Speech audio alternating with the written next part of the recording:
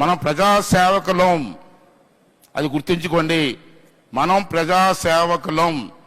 ఒక ప్రభుత్వ ఉద్యోగి కంటే బాధ్యతగా పనిచేయవలసిన అవసరం చాలా ఉంది. విలువల విషయంలో రాజీ పడడం ఉండకూడదు. మన ప్రవర్తన సమాజానికి ఆదర్శంగా ఉండాలని చెప్పి ఈ సమావేశం ద్వారా మీకు మనం చేస్తాను. శాసనసభాపతిగా ఒక ప్రశ్న నన్ను వేధిస్తుంది సార్. వేదిక పేరున్న పెద్దలందరూ కూడా ఆలోచించాలా. ఏంటి ఆ వేదన అంటే, మన అందరం సంరక్షకులైన లోక్సభ స్పీకర్ గారి సమక్షంలో నా బాధను వ్యక్తం చేయవలసిన అవసరం ఉంది. అందుకే నేను మనసు విప్పి మాట్లాడుతాను ఈరోజు.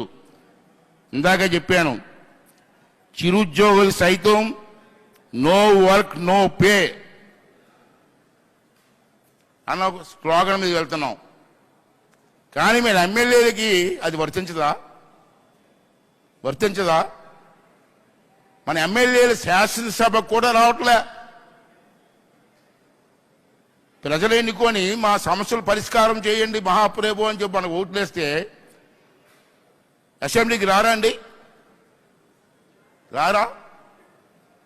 ఎక్కడో బయట మాట్లాడే బదులు అసెంబ్లీలో మీరు మాట్లాడవచ్చు కదా. మీ ప్రజా సమస్యలు పరిష్కారం చేయడం కోసం ప్రభుత్వం దృష్టిని తేవచ్చు కదా. ఎందుకు రావట్లేదు అన్నది స్పీకర్ గారు, వేదిక మీద పెద్దలందరూ కూడా పరిశీలించవలసిన అవసరం ఉంది సార్. ప్రభుత్వ ఉద్యోగి రాకపోతే సస్పెండ్ చేస్తున్నారు, ఎమ్మెల్యేలకు లేదా అండి? అంచేత ఎమ్మెల్యేలు సభకు రాకపోతే ఏం చెయ్యాలన్నది స్పీకర్ గారు సరైన చర్య తీసుకోవాల్సిన అవసరం ఉందని. క్లాప్స్ కొట్టండి అమ్మా కొంచెం. ఆంధ్ర వాళ్ళని కట్టండి, తెలుగు వాళ్ళని కట్టండి. Is a main important point.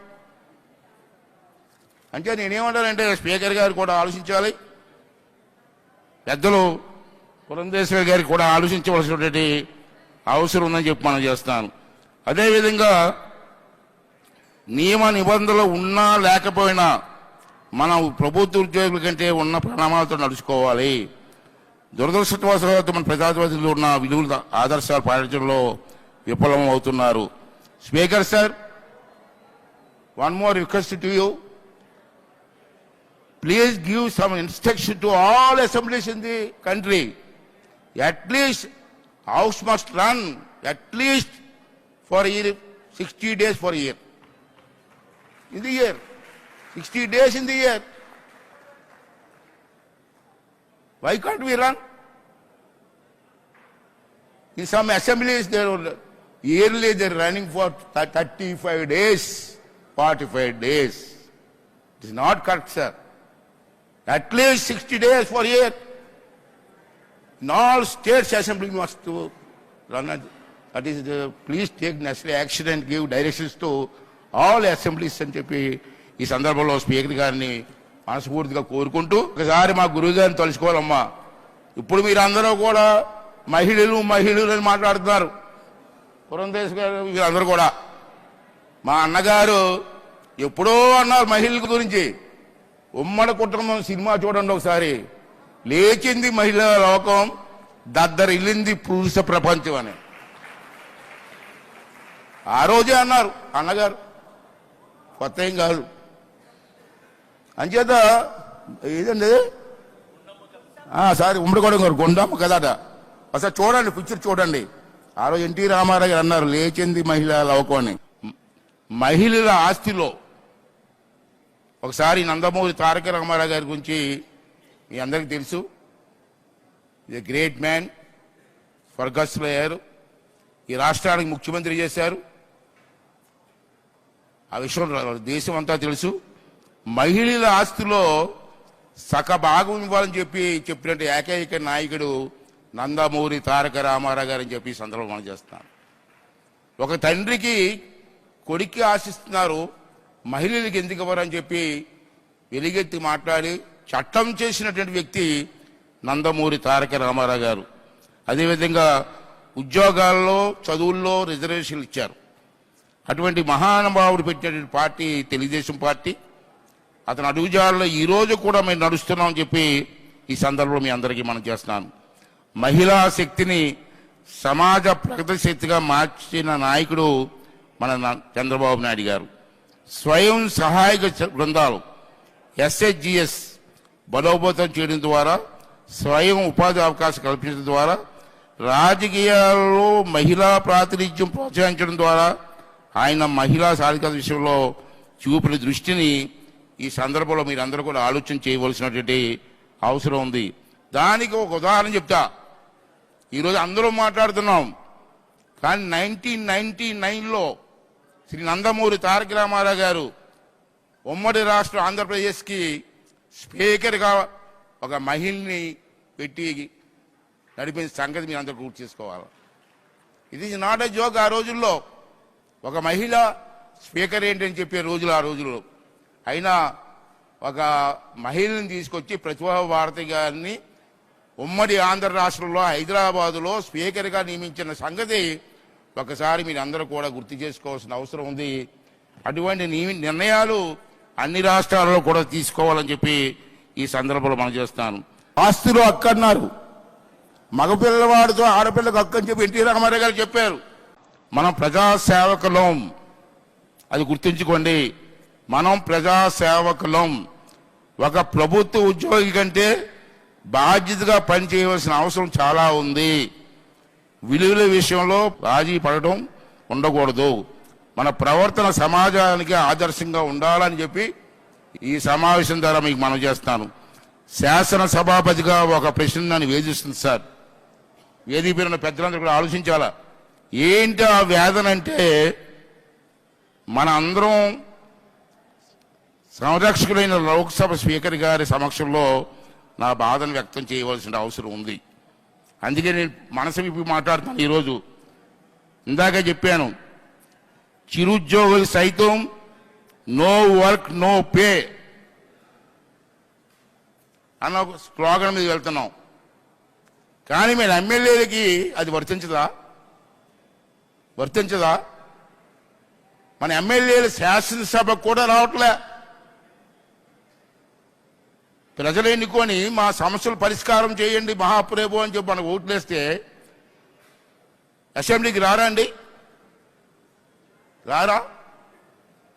ఎక్కడో బయట మాట్లాడే బదులు అసెంబ్లీలో మీరు మాట్లాడవచ్చు కదా. మీ ప్రజా సమస్యలు పరిష్కారం చేయడం కోసం ప్రభుత్వం దృష్టిని తేవచ్చు కదా. ఎందుకు రావట్లేదు అన్నది స్పీకర్ గారు, వేదిక మీద పెద్దలందరూ కూడా పరిశీలించవలసిన అవసరం ఉంది సార్. ప్రభుత్వ ఉద్యోగి రాకపోతే సస్పెండ్ చేస్తున్నారు, ఎమ్మెల్యేలకు లేదా అండి? అంచేత ఎమ్మెల్యేలు సభకు రాకపోతే ఏం చెయ్యాలన్నది స్పీకర్ గారు సరైన చర్య తీసుకోవాల్సిన అవసరం ఉందని. క్లాప్స్ కొట్టండి అమ్మా కొంచెం. ఇప్పుడు ఆంధ్ర వాళ్ళని కట్టండి, తెలుగు వాళ్ళని కట్టండి. Is a main important point. అంటే నేనేమంటానంటే స్పీకర్ గారు కూడా ఆలోచించాలి, పెద్దలు పురంధేశ్వరి గారికి కూడా ఆలోచించవలసినటువంటి అవసరం ఉందని చెప్పి మనం చేస్తాను. అదేవిధంగా నియమ నిబంధనలు ఉన్నా లేకపోయినా మనం ప్రభుత్వ ఉద్యోగుల కంటే ఉన్న ప్రణామాలతో నడుచుకోవాలి. దురదృష్టవశాత్తు మన ప్రజాప్రతినిధులు ఉన్న విలువల ఆదర్శాలు పాటించడంలో విఫలం అవుతున్నారు. Speaker sir, one more request to you. Please give some instruction to all assemblies in the country. At least House must run at least for a year, 60 days for a year. In the year, 60 days in the year. Why can't we run?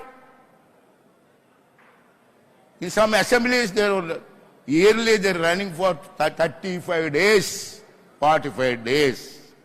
It is not correct, sir. At least 60 days for a year. In all states, assembly must to run. That is, please take necessary action and give directions to all assemblies అని చెప్పి ఈ సందర్భంలో speaker గారిని మనస్ఫూర్తిగా కోరుకుంటూ. Kalankari means art done with a pen. This fabric is being soaked in milk with a different fragrance, and natural dyes are used to create intricate hand-painted and hand-blocked design. And let me also mention about this very special memento of Sri Ram Pattabhishekam. This exquisite piece is a traditional wooden carving handcrafted by local artisans depicting the divine scene of Sri Rama Pattabhishekam of Lord Sri Rama. It's not just an artwork, it is a celebration of our culture, faith and timeless craftsmanship for which Tirupati is renowned. Thank you, ladies and gentlemen. And I request our Honorable Speaker to felicitate with a shawl and memento, Honorable Deputy Chairman, Rajya Sabha.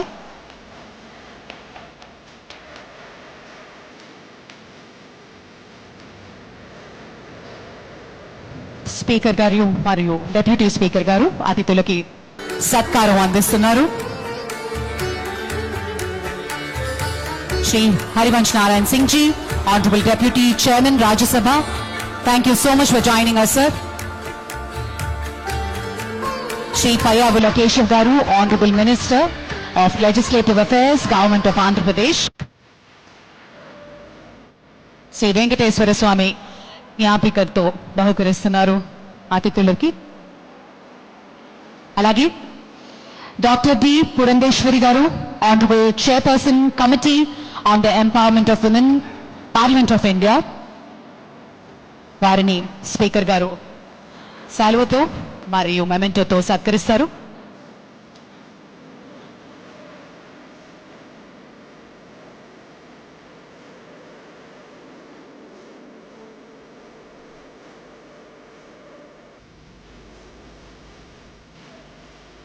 అలాగే శ్రీమతి గౌరు చరితారెడ్డి గారిని కూడా సత్కరించవలసిందిగా కోరుతున్నాము.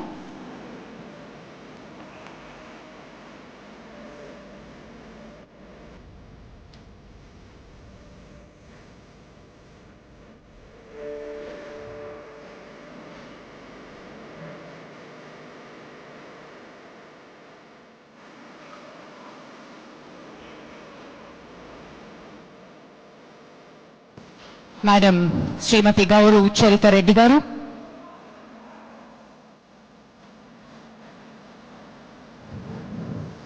I request our Honorable Speaker to do the felicitation and Deputy Speaker Garu to present the memento.